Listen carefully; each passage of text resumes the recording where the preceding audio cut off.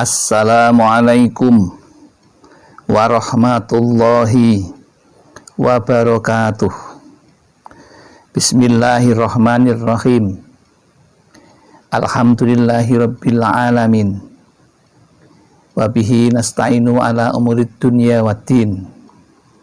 La haula wa la quwwata illa billahil aliyyil azim. Amma ba'd. Jamaah Al-Fatih Channel yang dirahmati oleh Allah. Pertama, mari kita syukuri hidup kita ini yang penuh dengan nikmat yang diberikan oleh Allah kepada kita dengan membaca kalimat tahmid Alhamdulillahirabbil alamin. Sholawat dan salam mari kita sanjungkan keharibaan Nabi Muhammad dengan membaca sholawat qorobah. Bismillahirrahmanirrahim. Sholawatullahi wassalamuhu ala Ahmad wa qorobatihi wa ala alihi wa ashabihi wa itratihi wa azwajihi. Selanjutnya, izinkan kami untuk bersilaturahim kepada saudara-saudaraku untuk berbagi ilmu dengan harapan ilmu itu akan bermanfaat dan membawa berkah dalam kehidupan kita ini. Adapun ilmu yang ingin kami bagikan adalah kisah nyata pengamal sholawat Jibril yang dulu awal hidupnya terlunta-lunta, banyak ujian, sekarang jadi miliarder. Ini kisah nyata seorang sarjana. Begitu ia selesai sekolah dan menamatkan kesarjanaannya, ia kemudian mencari pekerjaan dengan lamaran ke sana kemari. Namun ternyata gelar sarjana tidak menjamin mudah untuk mendapatkan pekerjaan.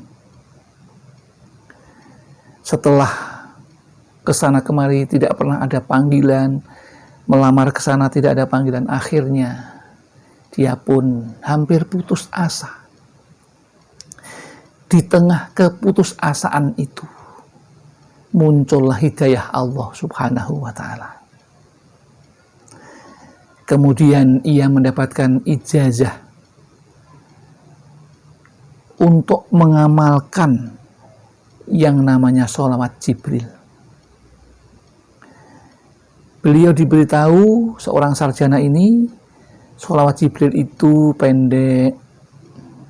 Jadi kalau kamu sedang usaha apapun bisa diamalkan. Jadi tidak berat, tapi minimal sehari diamalkan 1000 kali. Kemudian makin lama tumbuhlah kepercayaan dirinya setelah mengamalkan sholawat Jibril tersebut tiap harinya. Kepercayaan dirinya mulai tumbuh, kemudian motivasinya semakin terbangkitkan, dan azam hatinya, kebulatan tekad hatinya untuk mendapatkan rezeki menjadi menyala-nyala. Mulailah ia menuju ke pasar yang satu dan ke pasar yang lain. Entah dari mana Allah memberikan petunjuk. Saat itu dia memasok bahan kebutuhan di pasar-pasar. Jodoh tidak kemana kalau memang tidak dicari, tidak usah dicari, ternyata jodoh akan didapatnya.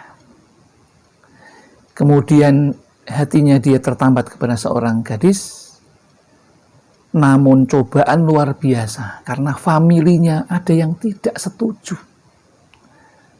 Mengingat dia hanya seorang sales, meskipun dia seorang sarjana, tetapi masa depannya tidak jelas. Maka saudaranya ada yang melarangnya. Namun tekad itu tidak menyurutkan.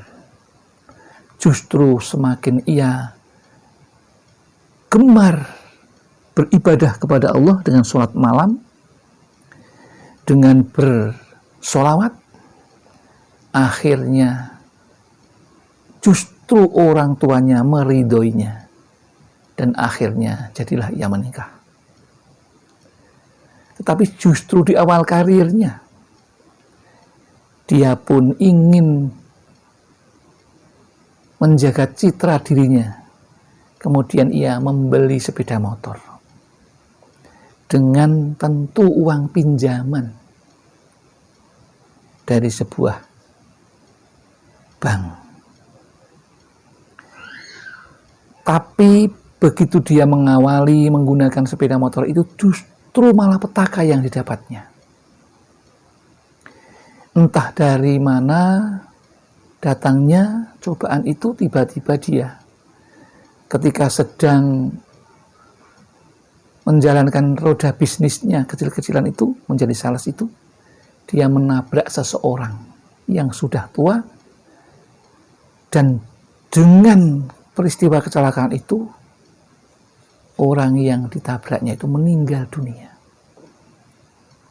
Tentu tidak ringan ini mengurusnya.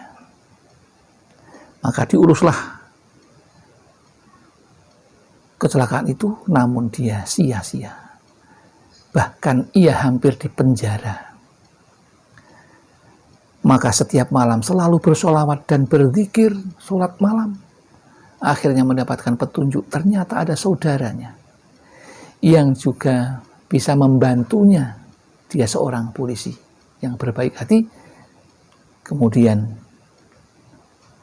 Allah memberikan petunjuk, ternyata yang tadinya dimungkinkan akan dipenjara itu dengan kasusnya karena menghilangkan nyawa seseorang, tetapi keluarganya dengan ridho, ikhlas menyatakan mencabut tuntutannya, tidak akan menuntut apa-apa. Kematian seseorang sudah digariskan oleh Allah, penyebabnya melalui kecelakaan, menerima. Maka itu pun menjadi suatu kebahagiaan yang luar biasa. Dia sempat menangis karena tidak bisa mengatasi itu, karena harus didenda yang tidak sedikit dendanya.